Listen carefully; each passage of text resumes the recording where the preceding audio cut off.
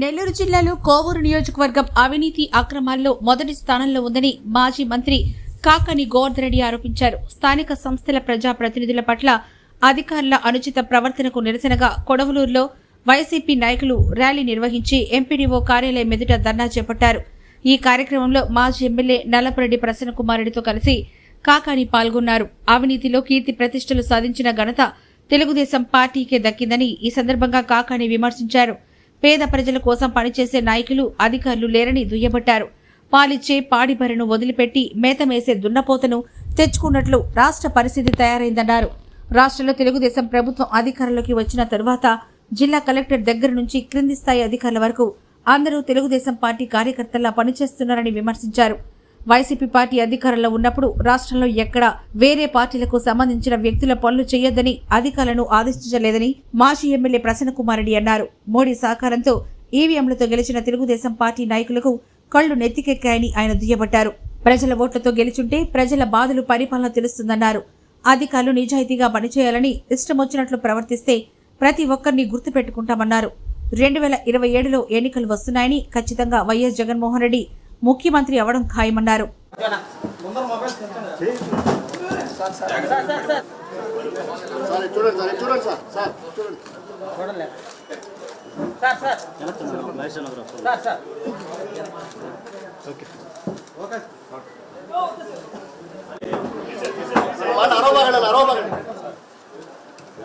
Cancel చేశారు కదా మండల మీటింగ్ లో మీరు ఉన్నప్పుడు మీ ఎంపీ రాలే ఈరోజు మేము వస్తున్నామని వచ్చినట్లు ఉద్దేశం సరేలే ఎక్కడైనా పర్వాలేదు.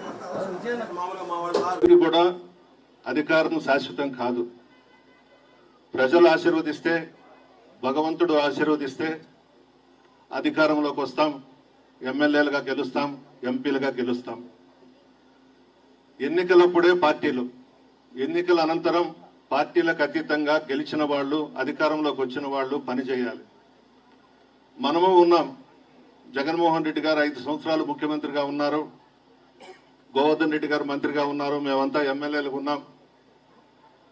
ఎప్పుడు కూడా అధికారులకు ఆదేశాలు ఇవ్వలేదు.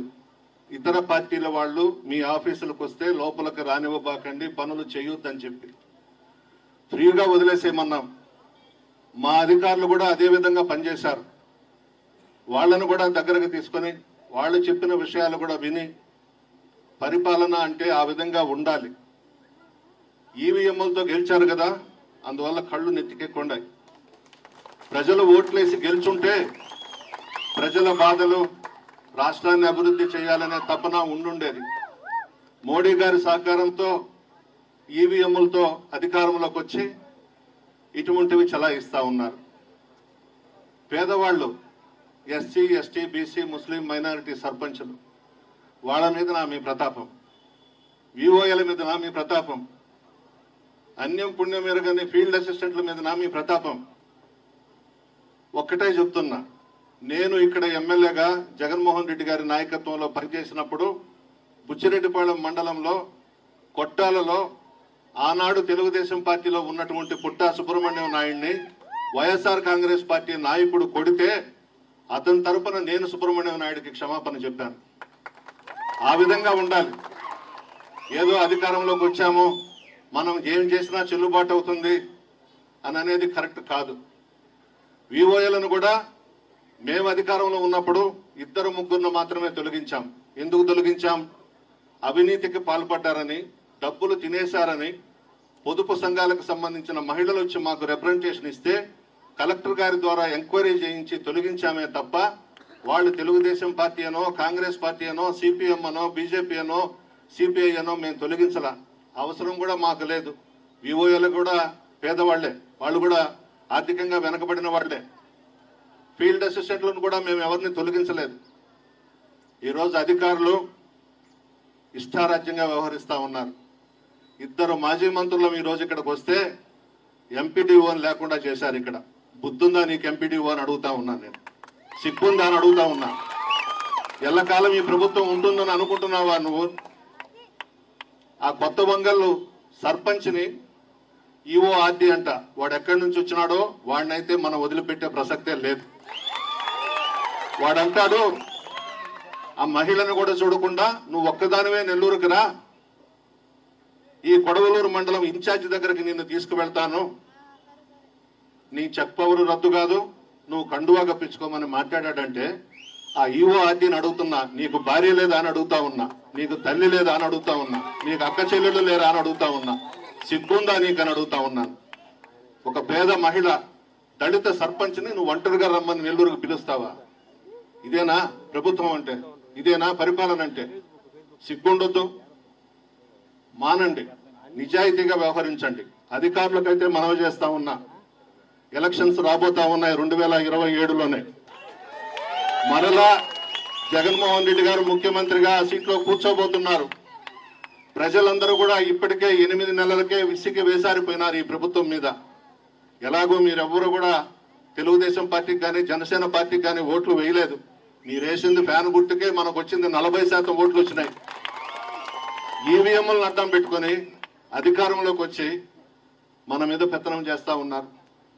అధికారులు గుర్తుపెట్టుకోండి, ఏ ప్రభుత్వం కూడా శాశ్వతం కాదు, అధికారం శాశ్వతం కాదు. మనం ప్రజాప్రతినిధులుగా ఎంపికైన తర్వాత అధికారులు మనం కలిసి నిజాయితీగా సేవ చేయాలి, కానీ ఇటువంటి దుర్మార్గపు పనులకు పూనుకోవడం మంచిది కాదని చెప్పి హెచ్చరిస్తూ, ఇప్పటికైనా నిజాయితీగా వ్యవహరించండి అని చెప్పి కోరుతూ సెలవు తీసుకుంటూ గోవర్ధన్ రెడ్డి గారిని ప్రసంగించవలసిందిగా కోరుతున్నాను. కొడవలూరు మండల కేంద్రంలో స్థానికంగా ఉన్నటువంటి సమస్యల మీద నిరసన వ్యక్తం చేస్తూ మండల కార్యాలయంలో ఎంపీడీఓ గారికి వినతి పత్రం ఇవ్వాలనేటువంటి ఆలోచనతో సోదరులు, మాజీ మంత్రివర్యులు, మాజీ శాసనసభ్యులు, నాకు అన్న ప్రసన్న కుమార్ రెడ్డి గారి ఆధ్వర్యంలో ఇక్కడికి విశేషంగా విచ్చేసినటువంటి ప్రజానీకానికి, స్థానిక నాయకులు, కార్యకర్తలు, స్థానిక సంస్థల ప్రజాప్రతినిధులు, పాత్రికేయ మిత్రులు అందరికీ పేరు పేరున చేతులు జోడించి హృదయపూర్వకమైనటువంటి నమస్కారం తెలియజేస్తున్నాను. నేను అనుకున్నాను ఇది చాలా చిన్న కార్యక్రమం, ఒక మండల పరిషత్కి వెళ్ళి కార్యక్రమంలో వినతి పత్రం ఇచ్చేదేలేని అనుకున్నాను. అయితే ఇక్కడికి వచ్చిన తర్వాత నాకు అర్థమైంది, ఈ కోవూరు నియోజకవర్గానికి సంబంధించి ఒక చిన్న కార్యక్రమానికి ఇంత పెద్ద ఎత్తున జనం వచ్చారు అంటే ప్రసన్న క్రేజ్ పెరిగింది, ప్రసన్న విలువ అర్థమైంది. అయ్యో మనం పోగొట్టుకున్నామనేటువంటి బాధ ప్రజల్లో ఉండబట్టే ఈరోజు ఇంత పెద్ద ఎత్తున సమీకరణ చేయడం జరిగింది అనేటువంటి విషయాన్ని మీ అందరికీ సందర్భంగా గుర్తు చేస్తున్నాను. ఎందుకంటే అన్ని విషయాలు చెప్పాడు ప్రసన్న జలపతి. బహుశా నాకు తెలిసి ఇంత దారుణమైనటువంటి ప్రభుత్వం, ఇంత దరిద్రపు పరిపాలన భారతదేశానికి స్వాతంత్రం వచ్చిన తర్వాత ఆంధ్ర రాష్ట్రంలో చూడలేదు. మరి కోవూరు నియోజకవర్గానికి సంబంధించి అయితే ఏ పార్టీ అధికారంలో ఉన్నా రాజకీయాలు కాస్త హుందాగా ఉండేవి. అటువంటివి ఈరోజు జిల్లాలో ఎక్కడికి వెళ్ళినా అబ్బాయి కోవూరు ఇట్లయిపోయింది ఏందయ్యా, కోవూరు ఇట్లయిపోయింది ఏందయ్యా, నెంబర్ 1లో కోవూరు ఉందయ్యా అని అన్నారు. దేంట్లో? అభివృద్ధిలో కాదు, అభివృద్ధికి వ్యతిరేకంగా ఉండేటువంటి అవినీతి అక్రమాలలో జిల్లాలోనే నెంబర్ 1 స్థానాన్ని కోవూరు దక్కించుకునింది అనేటువంటి కీర్తి ప్రతిష్టలను తెలుగుదేశం పార్టీ ఆర్జించింది తప్ప పేదవాడికి సంబంధించి ఇస్తానన్నటువంటిది ఒక్కడు కూడా ఇచ్చినటువంటి సందర్భం లేదు. చంద్రబాబు నాయుడు మంత్రివర్గంలో ఉన్నటువంటి మంత్రులు ఈరోజు చెప్పారు, కనపడితే చాలు నీకు 15,000, నీకు 15,000, నీకు 15,000, నీకు 15,000, నీకు 18,000, నీకు 18,000, నీకు 18,000. ఎట్టబోయా 15,000 తెలియదు, ఏమయ్యా 18,000 కనపడటంలే. సంక్రాంతి కానుక అన్నాడు, రంజాన్ తోఫా అన్నాడు, క్రిస్మస్ కానుక అన్నాడు, నేను వచ్చిన తర్వాత అన్ని బ్రహ్మాండంగా ఇస్తానని చెప్పాడు. అధికారంలోకి వచ్చిన తర్వాత చంద్రబాబు నాయుడుకి అవేమీ గుర్తు రావడం లేదు. కాబట్టి ఈరోజు ప్రజలందరూ అర్థం చేసుకోవాల్సింది, మనం సాధారణంగా ఒక నాటు సామెత ఓడలో తిరుగుతుంటే ఈ మధ్య చెప్తున్నారు, పాలు ఇచ్చేటువంటి పాడి బరిని వదిలిపెట్టి మేత వేసేటువంటి దున్నపోతను కాట కట్టేసుకున్నట్టు అయింది చంద్రబాబుని తీసుకురావడం అనేటువంటి పరిస్థితి. ఈరోజు ఒక్కసారి ఆలోచన చేస్తే సర్పంచ్ పిచ్చుక మీద బ్రహ్మాస్త్రం లాంటిది పాపం. గ్రామాల్లో గ్రామ పంచాయతీకి సంబంధించి ఆ ప్రజలు మాకు నువ్వు ప్రజాప్రతినిధిగా ఉండండి అంటే వాళ్ళని ఎంపిక చేసుకుంటే మేము వచ్చిన తర్వాత మీకు సర్పంచులు మీకు అధికారాలు ఉండడానికి లేదని చెప్పి సర్పంచులు చెక్కుపోవడం రద్దు చేయడం. బ్రహ్మారెడ్డిపాలెం, రేగడి చిలికి సంబంధించి వాళ్ళ సర్పంచులు చెక్కుపోవడం రద్దు అయ్యాయి. కొత్త వంగలు కూడా దాదాపుగా నేను అనుకోవడం రద్దు చేసేటువంటి ప్రక్రియలు జరుగుతుంది. దారుణం ఏమిటి అంటే అసలు రిపోర్టు రాసిన వెంటనే షోకాజ్ నోటీస్ ఇవ్వకుండానే వివరణ అడగకుండానే నేరుగా సస్పెండ్ చేయండి అని చెప్పి డిపో గారు ఆర్డర్ చేశాడు. అంటే దాని అర్థం ముందుగానే ఒక నిర్ణయం తీసుకుని మేము సస్పెండ్ చేసేయాలనేటువంటి ఆలోచనతో తీసుకున్నటువంటి నిర్ణయం. కాబట్టి సర్పంచుల చెక్కుపోరు రద్దు చేయడం, విఓఏలను తొలగించడం, ఫీల్డ్ అసిస్టెంట్లను తీసివేయడం, అక్కడ ఉన్నటువంటి పాపం మధ్యాహ్న భోజన కార్మికులు ఉంటే ఆ మధ్యాహ్న భోజన కార్మికులకు సంబంధించి వాళ్ళ పాపం దానితో గడిపేవాళ్ళు, వాళ్ళని తొలగించడం, అంటే రకరకాలైనటువంటి హింసలు, రకరకాలైనటువంటి హింసాకాండ ఈరోజు కొనసాగుతుంది. కాబట్టి ఖచ్చితంగా ప్రజలు అన్ని విషయాలు గమనిస్తున్నారు. ఈరోజు నేను మరలా చెప్తున్నా, చంద్రబాబు నాయుడు అనేటువంటి వాడు అబద్ధాలు పుట్ట. చంద్రబాబు నాయుడుని రాష్ట్ర ప్రజలు నమ్మరు. ఆశపడ్డారా లేదా ప్రసన్న చెప్పినట్టుగా ఈవీఎంలు మోసం చేశాయా, మొత్తం మీద మీరు అక్కడ కూర్చున్నారు. కూర్చున్న తర్వాత నుంచి ఈ రాష్ట్రంలో ఎన్నడూ జరగనటువంటి విధ్వంస పాలన తయారైంది. ఈ రోజు ఎంపీడీఓ గారు రాలేదు. ఎందుకు రాలేదు అంటే బహుశా నేను అనుకుంటున్నా మాకు భయపడి మనందరం ఇక్కడికి వస్తున్నాము అని చెప్పి మనందరినీ చూసి భయపడి సమాధానం చెప్పలేక, సమాధానం చెప్పేటువంటి శక్తి లేక, సమాధానం చెప్పడానికి స్తోమత లేక ఈరోజు నేను ఏమీ చెయ్యలేను, చేతకాని వాడిని కాబట్టి నేను ఆ మండలానికి పోతే నన్ను నిలదీస్తే నేను సమాధానం చెప్పడానికి నా దగ్గర సమాధానం లేదు కాబట్టి నేను అక్కడికి వెళ్ళలేను చేతులు ఎత్తేశారు అంటే రేపు వీళ్ళ ఆలోచన విధానం ఏ విధంగా ఉందంటే మేము పోలీసు బందోబస్తు మధ్య ఎవరన్నా ప్రజాప్రతినిధులు మా ఎమ్మెల్యేలు ఎంపీలతో వాళ్ళతో పాటు వచ్చి వెళ్లే వాళ్ళమే తప్ప ప్రజలకు మేము చేరువుగా ఉన్నాం, ప్రజల సమస్యల గురించి పట్టించుకోమని చెప్పకనే చెప్పినటువంటి పరిస్థితి. కాబట్టి ఇటువంటి నేపథ్యంలో మనందరం ఈరోజు జిల్లా కలెక్టర్ గారి దగ్గర నుంచి కింద స్థాయి వరకు ఈరోజు తెలుగుదేశం పార్టీ కార్యకర్తలాగా పనిచేస్తున్నారు తప్ప ఎవరు కూడా ఈ ప్రభుత్వానికి సంబంధించి, పరిపాలనకు సంబంధించి ఎక్కడా పనిచేయడం లేదు. ఇప్పటికి 7 కేసులు నా మీద నమోదు చేశారు, ఇంకొక 3 అయ్యాయి అన్నారు. ఇంకా నా దృష్టికి రాలే. ఎవడో చెప్పాడు 10 అయ్యాయి అన్నాడు. 10 అయినా పర్వాలేదు, 100 అయినా పర్వాలేదు, 1116 ఇచ్చినా పర్వాలేదు. నేను ఏమన్నాను అంటే, నేను మరలా ఈరోజు చెప్తున్నా, నేను ఎక్కడా వివాదాస్పదమైనటువంటి వ్యాఖ్యలు చేయలేదు. నేను పాపం పోలీసు సోదరులు కూడా ఉన్నారు ఇక్కడే. నేను మామూలుగా కాకి చొక్కా వేసుకుని 3 సింహాల టోపీ నేను పెట్టుకోలేను.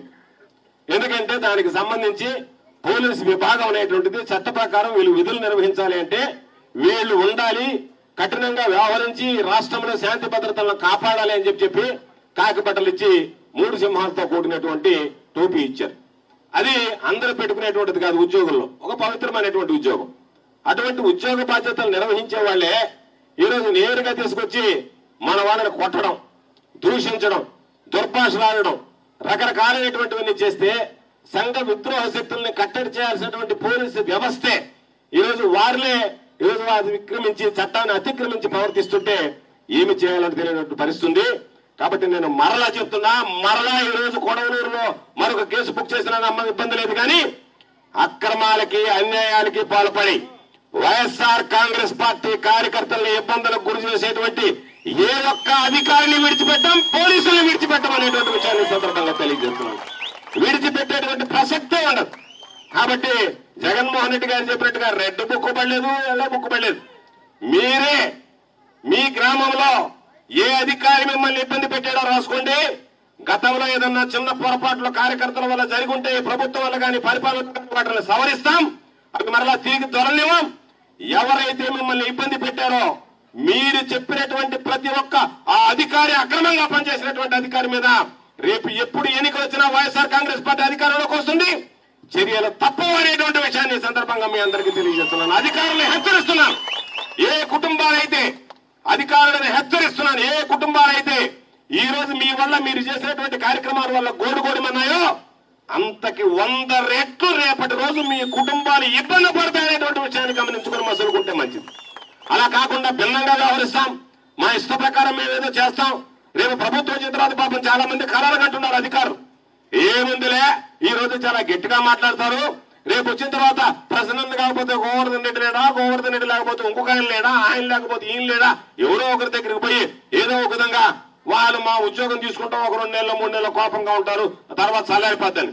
నేను మరలా చెప్తున్నాం, మా కోపం చల్లారాలంటే ఆ కార్యకర్త ఎవరైతే అన్యాయం జరిగిందో అతను సర్దుకుంటే తప్ప నాయకుడు ఆ స్థాయిలో ఎవరు కూడా సర్దుబాటై మీకు వ్యతిరేకంగా పనిచేసినటువంటి అధికారుల విషయంలో ఎక్కడా కూడా ఆలోచన చేసేటువంటి అవకాశం ఉండదనేటువంటి విషయాన్ని సందర్భంగా గుర్తు చేస్తున్నాం.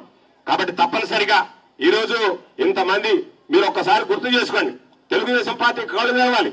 తెలుగుదేశం పార్టీకి చంద్రబాబు నాయుడు 3 సంవత్సరాలు బయటకు రాలేకపోయాడు. బయటకు వస్తే పట్టుమని 10 మంది రాలేదు. అటువంటిది 7 నెలలు పూర్తి కాకముందే ఈ రోజు వేలాది మంది తరలి వచ్చారు ఒక చిన్న కార్యక్రమానికంటేనే. రాబోయేటువంటి రోజుల్లో నేను చెబుతున్నా, ప్రసన్న కోవూరులో 1,00,000 ఓట్ల మెజారిటీతో గెలుస్తాడనేటువంటి విషయాన్ని గుర్తుంచుకోండి. ఈరోజు అందరూ చెప్పేటువంటి మాట, 1,00,000 ఓట్ల మెజారిటీతో గెలవకపోతే అప్పుడు నన్ను అడగండి. కాబట్టి జనాలలో ఈ తీవ్రమైనటువంటి వ్యతిరేకత ప్రారంభమైంది. ఎవరు ఎన్ని రకాలుగా ఈవీఎం టాక్టిక్స్ చేసినా సరే ఈవీఎంలను దాటి కూడా ఈ రోజు మనకు మెజార్టీలు వచ్చేటువంటి పరిస్థితి ఏర్పడుతుంది. ఈరోజు జగన్మోహన్ రెడ్డి గారు ముఖ్యమంత్రిగా ఉన్నప్పుడు ఇటువంటి దారులు జరగలేదు, ఇటువంటి దారుణాలకు ఒడిగట్టలేదు, ఈ విధంగా మామూలుగా తొలగించలేదు. ఆ రోజు ఏదో ఒకటే తెలుగుదేశం పార్టీకి సంబంధించినటువంటి వ్యక్తులు గెలిస్తే వాళ్ళని తొలగిస్తే ఒక్కడు కూడా ఈ రాష్ట్రంలో తెలుగుదేశం పార్టీకి సంబంధించినటువంటి ప్రజాప్రతినిధి అనేటువంటి వాడు కనపడేవాడు కాదు. వాటన్నిటిని కూడా ఆ రోజు గౌరవించాం. పాపం ప్రసన్న హుందాగా అనిపించేటువంటి వ్యక్తి. నాకైనా కాస్త ఆవేశం ఉంటుందేమో కానీ ఏదైనా చిన్న విషయం వచ్చినా సరే సర్దుకుపోదాం అనేటువంటి ఆలోచన చేసినటువంటి వాడు. కాబట్టి ఈరోజు రకరకాలైనటువంటి కార్యక్రమాలు అనేక సంవత్సరాలుగా నేనైతే చెప్తున్నా, మరలా చెప్తున్నా, ప్రసన్న కుటుంబం కోవూరు నియోజకవర్గానికి వాచ్మ్యాన్ డ్యూటీగా పనిచేశారు తప్ప శాసనసభ్యుడిగా ఏ రోజు పాపం అధికారాన్ని వెలగబెట్టినటువంటి సందర్భం లేదనేటువంటి విషయాన్ని ఈ సందర్భంగా గుర్తు చేస్తున్నాను. కాబట్టి తప్పనిసరిగా అందరం కలిసి మా అందరికీ సీనియర్, మా అందరికన్నా ముందు రాజకీయాల్లోకి వచ్చినటువంటి వాడు, మంత్రిగా పనిచేసినటువంటి వాడు ప్రసన్న సూచనలు సలహాలు తీసుకుని ఈ జిల్లాలో వైఎస్ఆర్ కాంగ్రెస్ పార్టీని మరింత బలోపేతం చేయడానికి ప్రయత్నం చేస్తాం. ఈ రోజు ఎవరైతే అధికారులు వేధింపులకు పాల్పడుతున్నారో వాళ్ళు ఎవరిని విడిచిపెట్టాం. కాబట్టి నేను ఇప్పటికైనా జిల్లా కలెక్టర్ గారికి చెప్పేది, మీరు పునరాలోచించండి. ఆ స్థానంలో కూర్చున్నారు. ఐఏఎస్ అనేటువంటిది 60 సంవత్సరాల కాలం పాటు ఉంటారు, కానీ మీరు అప్రతిష్ట మూట కట్టుకోకండి. జిల్లా ఎస్పీ గారికి చెప్తున్నాను, ఐపీఎస్ అనేటువంటిది ఉన్నత విద్యను అభ్యసించారు. ఈ రోజు మీరు ఉండొచ్చు, లేదా మీరు తెలుగుదేశం పార్టీకి సంబంధించినటువంటి వాళ్ళు చెప్పకపోతే మిమ్మల్ని బదిలీలు చేయొచ్చు. బదిలీలు చేసినంత మాత్రాన మీ జీతాలు రాకుండా పోవు. కాకపోతే ఈ రోజు మీరు చేసేటువంటి ఈ పనుల వల్ల మీ కింద స్థాయి ఉద్యోగులు చేసేటువంటి పనులు మీరు ప్రోత్సహిస్తే ఈ జిల్లాలో ఫలాని వ్యక్తి కలెక్టర్ గా, ఫలాని వ్యక్తి ఎస్పీగా ఉన్నప్పుడు ఇటువంటి చెడు సాంప్రదాయాలను నాంది పలికారు అని చెప్తారు. నేను మరలా చెప్తున్నా, ఈ రోజు తెలుగుదేశం పార్టీ వాళ్ళకి చెప్తున్నా, ఈ రోజు మీరు లేనిపోనివన్నీ మా వాళ్ళకి నేర్పించారు. మా వాళ్ళు కొత్త అన్ని నేర్చుకొని ఉన్నారు. ఇప్పుడు రేపు మా వాళ్ళు వచ్చి ఒకటే మాట చెప్తారు, ఏమయ్యా వాళ్ళ పాలనలో జరగలేదా, మన పరిపాలనలో అంత చేతగాని వాళ్ళమానంటే మేము కూడా రేపు అదే విధంగా తయారైతే గ్రామాల్లో సరిహద్దుల్లో కూడా మీరు రాలేరనేటువంటి విషయాన్ని గుర్తుంచుకోండి. గ్రామాల్లో మీరు నిలవలేనటువంటి పరిస్థితి ఏర్పడుతుంది అనేటువంటిది గుర్తుంచుకోండి. కాబట్టి అధికారం ఎవరికి శాశ్వతంగా 151 స్థానాలతో జగన్మోహన్ రెడ్డి గారు గెలిచినప్పుడు తిరగలేదు అనుకున్నాం. మరలా మన జరిగినటువంటి ఎలక్షన్లో 164 స్థానాలతో చంద్రబాబు నాయుడికి అధికారంలోకి వచ్చి ఉండొచ్చు. నేను మరలా చెప్తున్నా, 2027లోనే మరలా జమిలి ఎన్నికలు జరుగుతాయి.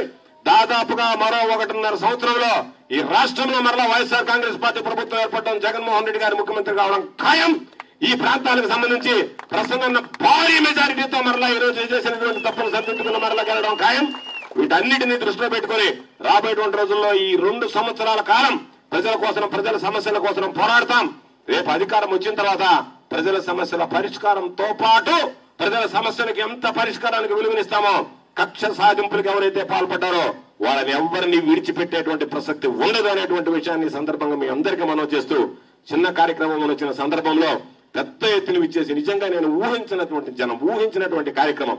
కాబట్టి ఇంత పెద్ద ఎత్తున మీరు విశేషంగా ఆదరించి ఈరోజు మీరందరూ పాల్గొన్నందుకు మీ అందరికీ, నన్ను ఈ కార్యక్రమానికి ఆహ్వానించినటువంటి అన్న ప్రసన్న కుమార్ రెడ్డి గారికి పేరు పేరున చేతులు జోడించి హృదయపూర్వకమైనటువంటి ధన్యవాదాలు తెలియజేసుకుంటూ మీ అందరి దగ్గర సెలవు తీసుకుంటున్నాను.